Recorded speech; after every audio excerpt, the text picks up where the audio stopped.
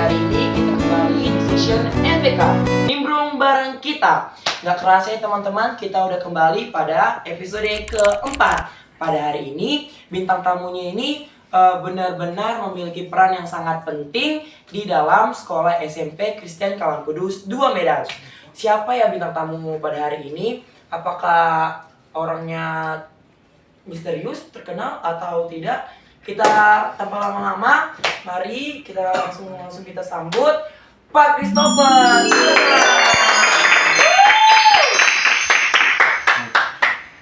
Oke, ini adalah Pak Christopher. Silahkan perkenalkan diri Pak. Apa aja nama? Nama, peran di sekolah SMP Kristen Kawan Kudus 2 Medan, serta kayaknya sampai situ aja. Oke. Jadi perkenalkan nama saya Christopher Samosir dan kebetulan di SMP Kalam Kudus, tepatnya di Kapten Musim, saya itu guru agama Kristen. Itu aja kan? Oke. Jadi teman-teman, pada hari ini bintang tamu NBK ialah Pak Christopher Samosir selaku sebagai guru agama di SMP Kristen Kalam Kudus 2 Medan. Jadi Pak Christopher, pada hari ini kita akan menimbrung-nimbrung. Saya akan memberi pertanyaan dan Bapak akan menjawabnya. Oke Pak? Oke, kita langsung mulai teman-teman. Pertanyaan pertama Pak, bagaimana perasaan Bapak menjadi guru agama di sekolah SMP Kristen Kalam Kudus 2 Medan? Jadi kalau ditanya perasaan tentu sangat senang ya. Senang karena bisa bergabung dengan keluarga besar Kalam Kudus, khususnya saya ngajar di Kalam Kudus 2 yang di Jalan Kapten Muslim. Oke. Menurut Bapak sebagai guru, apa rintangan yang paling sulit dan apakah menurut Bapak rintangan tersebut dapat melatih Bapak ke depannya sebagai guru? Rintangan yang paling sulit ya. Yang pertama itu kebutuhan murid atau peserta didik. Oke. Kebutuhan dia, karena kan tiap peserta didik itu punya gaya belajarnya masing-masing. Ada yang suka memadukan game di pelajarannya, ada yang suka maunya itu ice breaking aja, ada yang suka bercerita aja, ya kan? Jadi kebutuhan setiap peserta didik itu beda-beda. Nah, kemudian juga kesulitan ya pasti karakternya. Ada yang pendiam, ada yang ribut, lasa, suka toksik, macam. Nah, jadi kalau dibilang rintangan seperti itu ya tentu guru termasuk saya pasti harus mencari solusi untuk itu. Dan sejauh ini memang banyak strategi guru, metode yang bisa dipakai oleh guru itu termasuk saya, dan tentu sangat bermanfaat sampai hari ini. Ya, ada murid yang sering toksik, akhirnya toksiknya menurun. Sering ganggu kawan, udah berkurang. Ada yang kita maui gaya belajarnya pakai ice breaking, ada yang mau pakai game. Nah, sesuai kebutuhan dan kita seling-selingi seperti itu. Terus apakah menurut Bapak rintangan yang Bapak hadapi itu dapat melatih Bapak ke depannya sebagai guru? Oh iya, sangat pasti. Karena gimana pun dan dimanapun kita pasti menemukan banyak sekali karakter-karakter yang bervariatif dari setiap orang. Nah, dan tinggal kita bagaimana kita menghadapinya dan menentukan strategi yang tepat kepada orang tertentu. Oke. Jadi itu adalah jawaban dari Pak Christopher pada pertanyaan kedua. Kita lanjut ke pertanyaan ketiga ya Pak. Pertanyaan ketiga, menurut Bapak seperti apa sih sekolah SMP Kristen Kalam Kudus?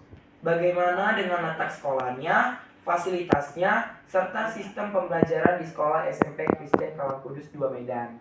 Oke, jadi kalau dari tata letak geografisnya ya cukup strategis, ya kan? Karena ada di pinggir jalan, ya kan? Jalan besar. Kemudian juga dari gedungnya cukup besar, ya kan? Gedungnya besar. Untuk fasilitasnya tentu sudah banyak sekali berkolaborasi dengan IPTEK ya, ya kan? IPTEK. Kemudian juga pembelajarnya itu variatif, proyektor, lab komputer, lab science, ada perpustakaan, ya kan? Lapangan yang memadai, ada banyak sekali tempat yang sangat mendukung lingkungan belajar peserta didik. Oke. Terus yang tadi itu kan fasilitas Pak. Bagaimana kalau sistem pembelajaran di sekolah SMP Kristen Kalang Kudus 2 Medan? Ya, sistem pembelajarannya variatif ya. Ada yang misalnya menggunakan lab komputer, ya kan? Ada lab science juga. Terus juga bisa belajar di outdoor, bisa itu ke galeri Rahmat, ya kan? Nah, juga atau di lapangan. Jadi nggak hanya di dalam kelas saja. Jadi indoor dan outdoor juga. Oke. Itu adalah jawaban dari Pak Christopher pada pertanyaan yang ketiga. Kita lanjut ke pertanyaan yang terakhir, Pak. Sebagai guru agama di sekolah SMP Kristen Kalang Kudus 2 Medan, murid yang seperti apa yang Bapak senangi?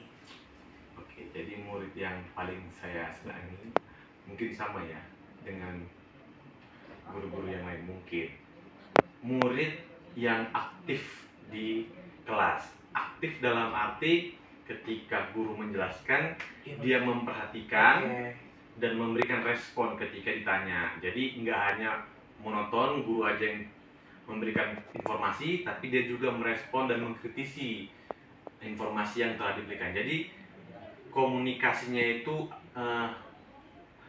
ada lebih dari dua arah, nggak hanya satu arah antara pendidik dengan peserta didik atau peserta didik dengan pendidik, tapi juga bisa ke pendidik dengan para peserta didik dan para peserta didik ke peserta didik sekaligus pendidik. Jadi menjadi lingkungan belajar yang mendukung. Oke.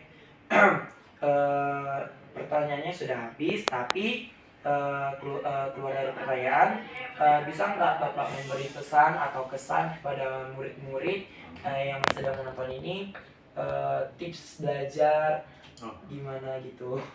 Iya, jadi mungkin setiap orang punya gaya belajarnya masing-masing, ya kan? Ada yang dia senangnya itu harus melihat tampilan, ada dia senangnya hanya mendengar. Nah, tapi inti dari itu semua adalah mari kenali diri masing-masing. Kalian itu tipikal belajar yang bagaimana? Sesuai style ya, Pak? Iya, pahami diri kalian. Ketika kalian memahami bagaimana nyamannya kalian, maka kalian akan tekuni itu. Karena orang belajar nggak boleh dipaksa, harus berdasarkan minat, harus kalian cintai, kan gitu kan? Jadi kalau misalnya kalian belajar harus dengar musik, boleh. Sambil makan, boleh. Kan ada orang yang belajarnya itu harus melihat layar, baru dia paham. Atau dia harus angka, kan itu. Jadi setiap orang itu punya kecerdasannya masing-masing. Oke. Sekian dari session NBK kita pada hari ini. Kita akan kembali pada episode 5. Terima kasih teman-teman, dan kalau ada salah kata tolong dimaafkan. Bye-bye.